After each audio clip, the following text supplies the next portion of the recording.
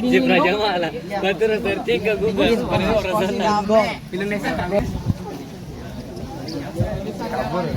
Banget sih sama kamera.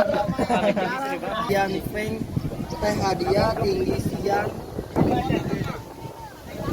Kita bacakan nama di sampingnya Kong Cipa. Ya adem.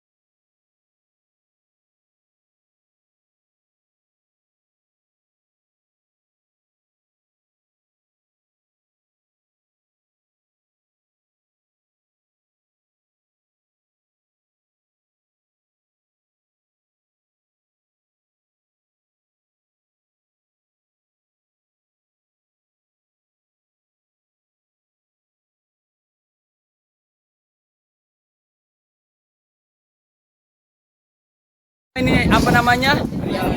Maryam apa Maryam? Maryam. Kalau Maryam kan istrinya apa namanya? Pak Jaro. Ah, ini Maryam apa Maryam sih? Maryam.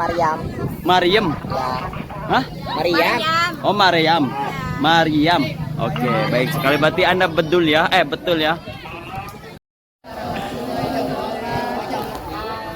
Yang saya hormati Bapak dan Ibu Guru, dan juga yang sangat saya cintai dan banggakan anak-anakku sekalian, siswa dan siswi SMA Negeri 27 Kota atau Kabupaten? Kabupaten Tangerang.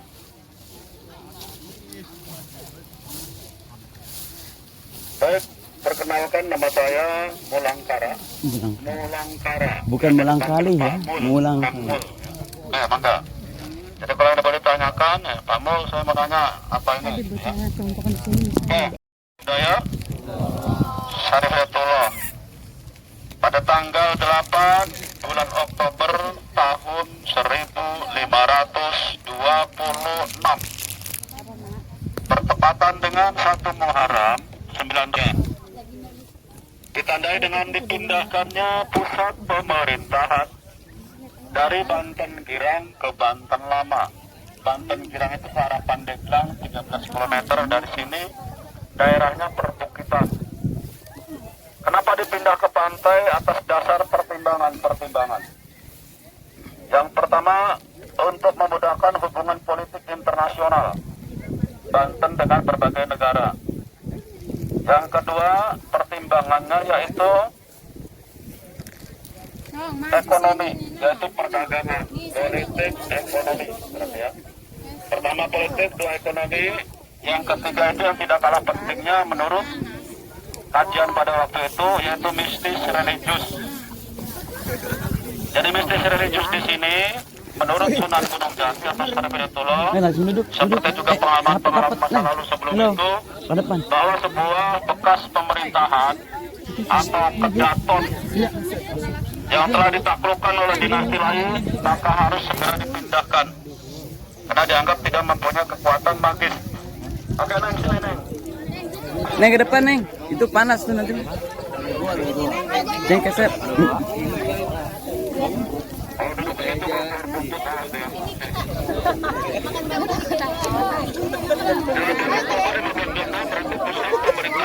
Ini glowing amat. Jadi maka kalau sudah ada pemerintahannya, berarti harus ada yang memimpin, namanya raja atau berikutnya sultan. Raja Banten pertama ini namanya Maulana Hasanuddin. Beliau ini adalah putra dari Sunan Gunung Jati hasil perkawinan dengan kaum Anten, Ada yang putri Pajajaran. Ayahnya namanya Surasowan. Makanya keraton ini namanya Surasowan. Diambil dari nama kakeknya. Pada tahun 1526, Hasanuddin resmi dilantik menjadi Bupati Banten, belum raja, belum. Yang memerintah atas nama Kerajaan Demak. Dan beliau juga menikah dengan putri Demak yang bernama Ratu Ayu Kirana Purnomosidi. Dan didukung oleh logistik yang sangat memadai, ini keadaan menjadi berbalik. Maulana Sultan Agung Tirtayasa dan pasukannya didesak mundur terpaksa sampai kembali ke keratonnya yang ada di daerah Pontang namanya Tirtayasa. Ini sudah hancur keadaannya. Dan akhirnya keraton diserang, dihancurkan juga oleh pasukan sultan juga. Dan akhirnya beliau sampai ke perang gerilya sampai ke daerah Lebak. Ada namanya daerah Sajira. Nah, di Sajira tersebut beliau ditemukan oleh putranya namanya Sultan Haji Abdul Nasr Abdul Qahar. Dan pada saat itu 1683 bulan Maret, beliau sudah sangat menyesal dan bertobat. Karena beliau menyadari kekeliruannya bahwa beliau telah salah jalan, sudah berkhianat kepada rakyatnya dan durhaka kepada orang tuanya. Karena awalnya dinasihatin nggak bisa ya, ini maksa aja nih. Makanya kalau nasihat orang tua didengar ya, jangan maksa nih. Nama keraton ini ada 3,5 lingkaran itu strukturnya, itu lantai 3 pada waktu itu. Dan yang pasti sudah berubah wajah keraton ini, lebih megah lagi setelah dibangun. Dan benteng setebal 5 meter ini dibangun pada waktu itu. Makanya ini perbentengan di keraton Surasowan ini lebih ke perbentengan Eropa. Jangan tergoda ya, awalnya baik memang itu. Hati ya. Ternyata Belanda ini juga menyusahkan Sultan Haji, menekan politik ekonomi Banten ditekan oleh Belanda. Pertama di Banten ini Belanda membuat benteng, namanya Benteng Spelwijk. Ini diambil dari nama Gubernur Jenderal Batavia yang bernama Gubernur Jenderal Jansun Spilman. Sebagai bentuk penghargaan ini, karena ada berjasa ini Spilman ini. Kemudian Belanda juga mengeluarkan mata uang sebagai alat beli. Yaitu uangnya ada dua macam, ada uang perdagangannya, uang VOC, ada juga uang negerinya, yaitu uang Nederland Belanda. Nanti di museum kalian amati ada di sana ya, tapi jangan diambil ya, lihat aja. Jadi Sultan Haji ini terjerat hutang yang sangat banyak kepada Belanda ketika membangun keraton ini dan bekas biaya perang. Belanda membantu logistik dan tentara ini nggak gratis semuanya ternyata. Kerajaan terpuruk akhirnya. Beliau tidak lama, 1685 sakit, 1687 wafat, diganti oleh putranya namanya Sultan Abdul Fadl. Usianya cuma 1 tahun setelah jadi sultan, wafat lagi. Diganti oleh sultan berikutnya, ini adiknya Abdul Fadl namanya Sultan Abdul Ma'asin Zainul Abidin. Ini pemecah rekor anak terbanyak, ini 58 orang anaknya. Saya bisa membayangkan kalau Cek istrinya berapa? Ini udah nggak ada yang saya udah banyak ya. 58 orang paling tidak itu dari 4 istri kemungkinan ya. Saya nggak ikut taksi dong nikahnya soalnya. Jadi negara benar-benar sudah terpuruk, sudah dibawa politik ekonominya sudah dibawa kekuasaan Belanda. Apalagi Belanda sudah mendirikan perserikatan dagang yang bernama VOC 1602. Ini Gubernur Jenderal pertamanya di Batavia namanya Peter Hood. Ini juga bentuk intimidasi. Makanya kalau kita ditanya kapan sih Indonesia dijajah oleh Belanda itu, rata-rata hampir tidak bisa menjawab itu, karena memang dimulai penjajahan itu dari ekonomi sebelum fisik. Yaitu 1602 seluruh Nusantara dijajah ekonominya oleh VOC. 1602 tahunnya. VOC itu dibubarkan pada 31 Desember tahun 1799. Serangan astral. Santet. Astral negatif. Ya. Pohon bidara. Jadi kalau ada orang meninggal radius 1 km dari keraton ini, mengambil daun pohon bidara ini yang mudanya, diperes ini untuk dicampur dengan sabun. Jadi begitu yang kaku keras ini naik jadi lunak. Siapa yang keras ada yo, mandi pakai ini nih, biar lunak. Maksudnya badannya gitu berat. Ada lagi yang mau bertanya? Ini tadi pertanyaan pohon, apa ada yang mau nanya rumput? Ya, silakan. Ini usia pohon udah berapa tahun gitu ya? Ini agak kepo nih. Kenapa mengalami kehancuran? Pertama akibat perang saudara. Dan infrastruktur yang dibangun oleh 5 sultan hancur dalam waktu sekian hari saja. Lenyap akibat perang saudara. Kemudian dibangun lagi yang terakhir, diserang oleh pasukan Belanda yang dipimpin oleh Dendels. Kenapa diserang? Karena Sultan dianggap membangkang, tidak mematuhi perintah Dendels. Karena Dendels itu menganggap bahwa Sultan Banten ini anak buahnya. Yang kedua yang bikin Dendels sangat murka dan marah, yaitu karena bawahannya ini dibunuh oleh pasukan Banten yang dipimpin oleh Pati Warga Dirga. Nah, sehingga keraton ini dari imbasnya diserang dan dihancurkan. Oke, ada lagi yang mau bertanya? Gimana keraton itu? Ya? Gimana keraton itu? Apanya? Gimana keraton itu? Standar cara sama orang sekarang. Maksudnya? Gimana keraton ini ditemuin? Oke. Jadi Banten ini sebetulnya hampir bisa dikatakan sejarah yang hilang tadinya. Sejarah yang hilang karena naskahnya minim. Jadi yang disebut Babat Banten itu ada katanya Babat Banten, saya sendiri sampai sekarang belum pernah melihat seperti apa kitabnya. Dan ternyata banyak dibawa ke Eropa, ke Belanda ya. Tapi Tuhan punya petunjuk lain. Dalam naskah Pajajaran, dalam naskah Cirebon, dalam naskah Sundanglarang, bahwa di Banten dulu pernah berdiri kerajaan yang besar, abad 17 mencapai puncak kejayaannya. Nah ini akhirnya para ahli sejarah, para arkeolog ini penasaran, pengen mencari jejak sejarah Banten ada di mana. Karena petunjuknya masjid dan menara ini dulu. Ini menunjukkan angka 16-17 abadnya. Dan kemudian biasanya konsep kota Islam itu keberadaan masjid tidak jauh dari keraton. Dan dulu benteng belum nggak setinggi ini. Nah akhirnya tahun 1976 untuk membuktikan peradaban ya Banten abad 16, 17, dan 19, para ahli ini mengerahkan tenaga, diusulkan kepada pemerintah pusat bikin proposal supaya ini diadakan ekskavasi dan pemugaran, dipimpin oleh para arkeolog waktu itu. Akhirnya terungkaplah peradaban Banten ini bahwa keberadaannya mulai tahun 1500 sampai 1800-an. Siapa yang berbicara begitu? Temuan arkeologis di lapangan menyatakan itu. Contohnya koin Cina, koin Banten, ada koin Eropa misalnya. Ini namanya bukti-bukti sejarah yang kami temukan di keraton ini. Yang kedua keramik. Ketuaan keramik ini jadi ada dinastinya. Dinasti ini menunjukkan abad. Nah, terus yang keduanya gerabah ini juga ada bentuknya, ketuaannya. Yang kedua struktur bangunan. Struktur bangunan teknologinya kita bisa baca 16-17 berbeda. Misalnya 16 tidak ada struktur menggunakan kapur, abad 17 sudah mengenal teknologi lebih maju lagi, 18 lebih maju lagi. Dan bahkan abad 18 saja belum ditemukan teknologi beton. Jadi bangunan berlantai 2 dan 3 itu hanya menggunakan papan yang berkualitas tinggi. Seperti contohnya bangunan Tiama di Masjid Agung Banten. Intinya pembuktian peradaban ya.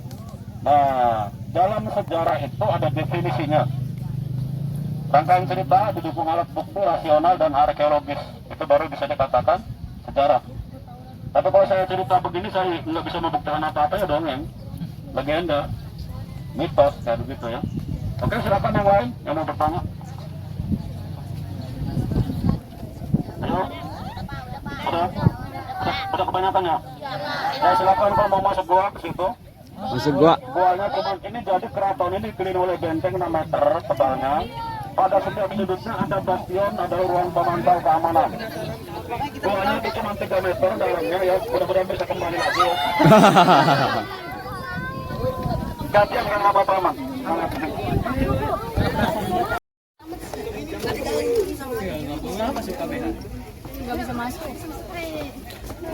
Oke, kita di mana nih?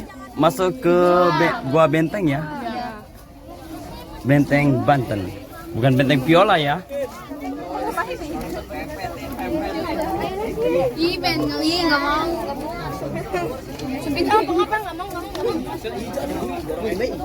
Siapa ya namanya nih?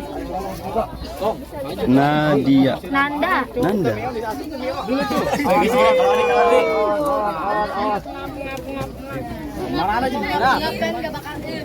Oke guys, kita berada di Benteng Banten, bukan Benteng Viola.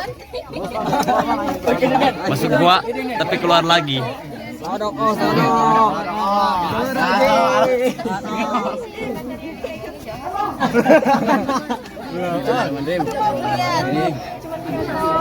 Namanya gua anjir.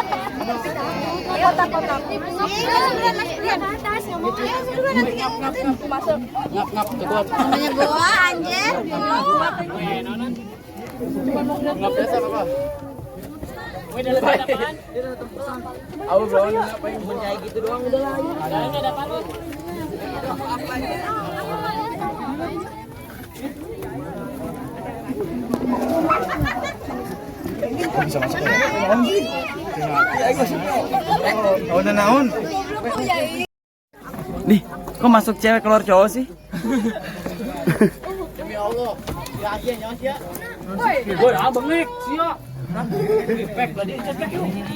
Coba. Kita review, Bu. Kita masuk goa. Oke, kita lagi di Goa Benteng Banten. Oke, dalamnya cuma gini doang ya. Ini tempat persembunyian nih kayaknya nih.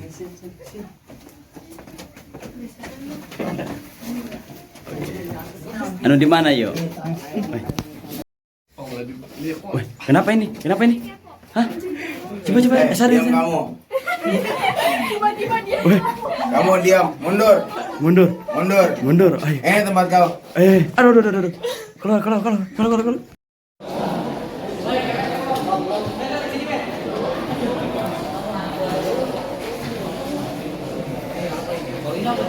Inilah sketsa waktu apa nih? Pasar internasional zaman dulu atau tempo dulu, Bung. Ada yang tahu apa ini? Kayu? Coklat.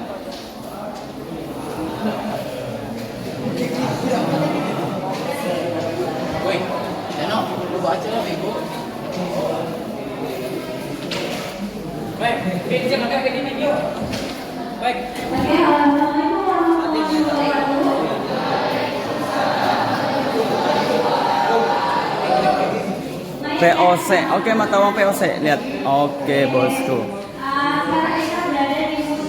Ini berapa? Tahun 1731.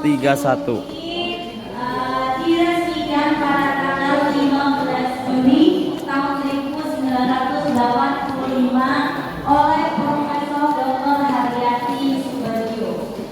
Museum ini menyimpan Alat pancing. Guys.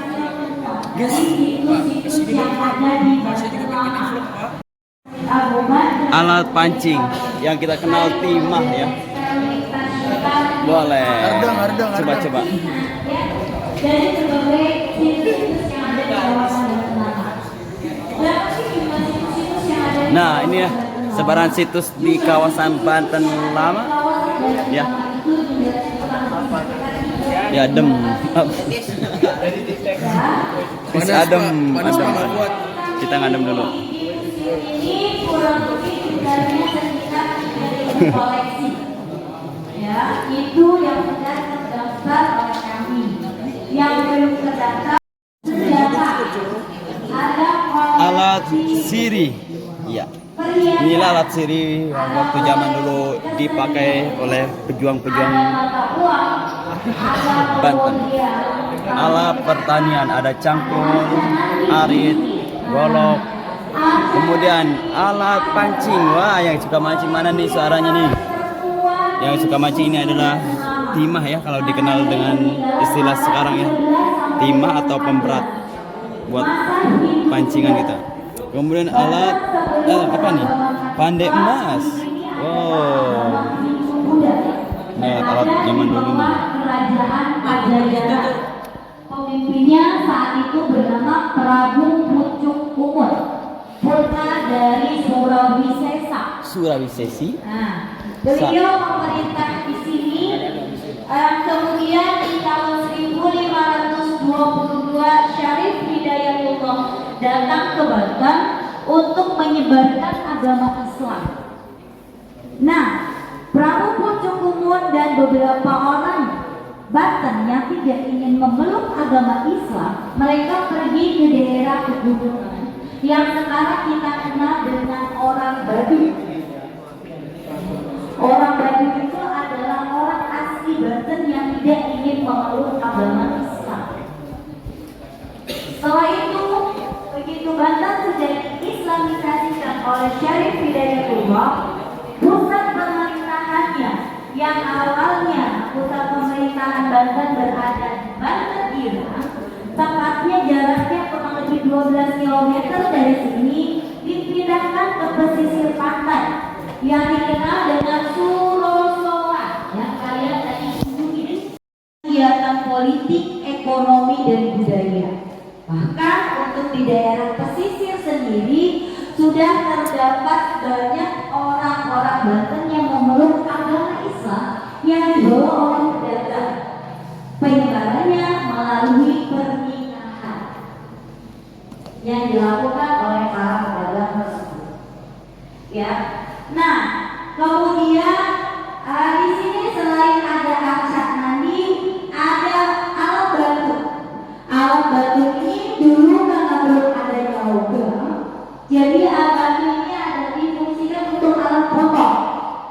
Ya, kemudian di sini nanti kita bisa lihat ada manik-manik, ada perhiasan yang terbuat dari tanah liat dan juga dari batu.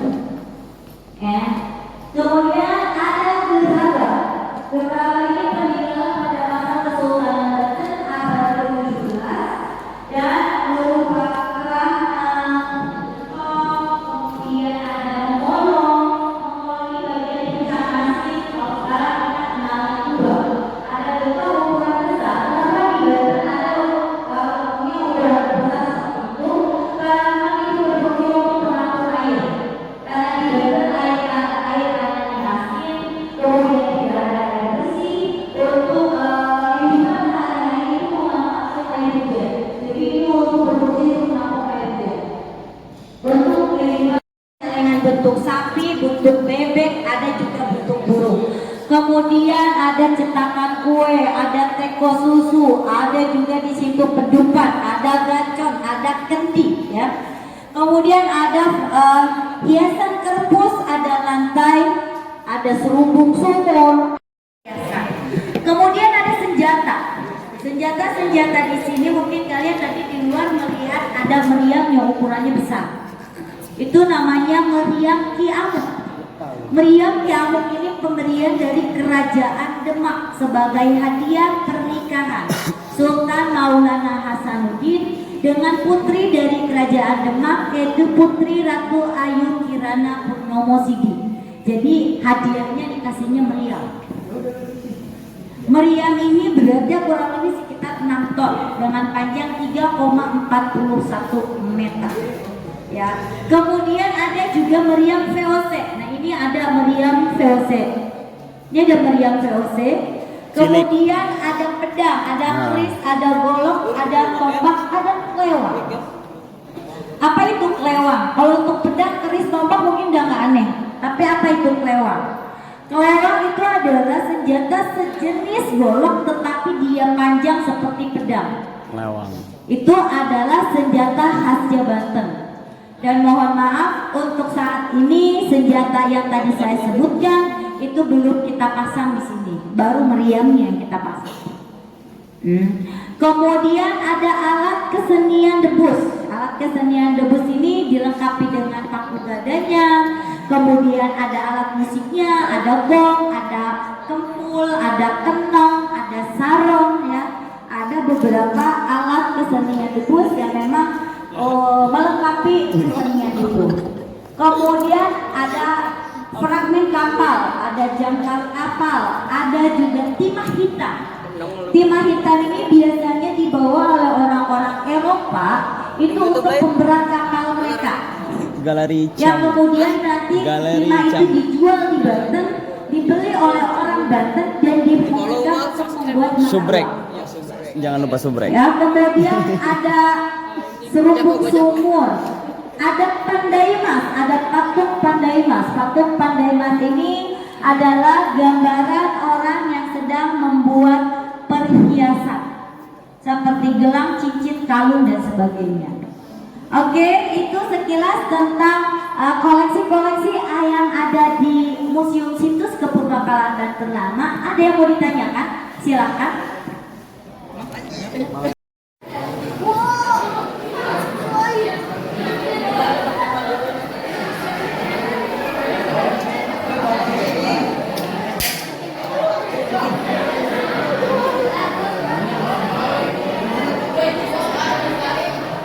Ini kalau jomblo nih, kalau belum punya pacar, bawa ini satu.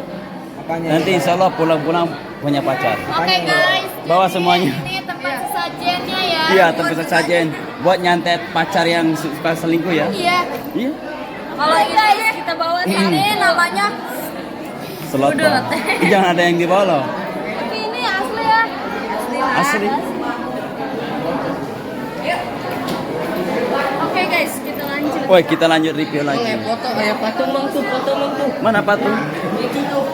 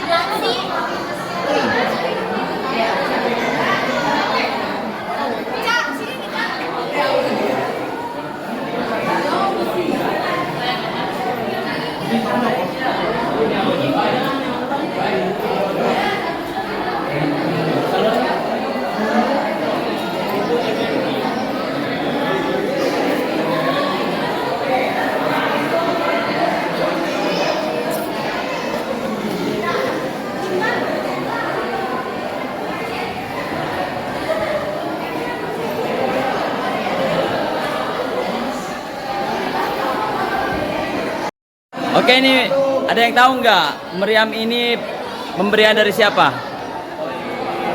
Atau dari kepunyaan siapa awalnya? Ini dari POC.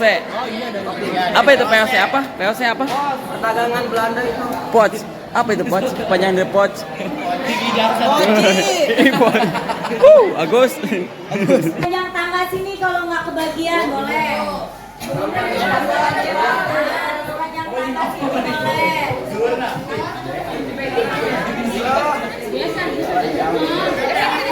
Boleh itu lihat kayak. Terasa di bioskop. Bioskop mini.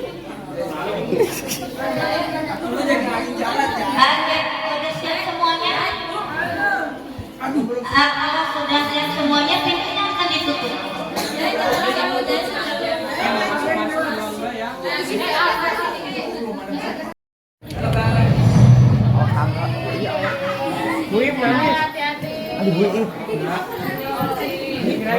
Boleh. Kita di bioskop mini. Boleh. Pas malam minggu itu jam gitu kan. Enak juga, Mas. Kita lagi di mana nih? Kita di dalam museum. Oke, sudah siap semua? Oke, di sini Oke, kita berangkat. film Lada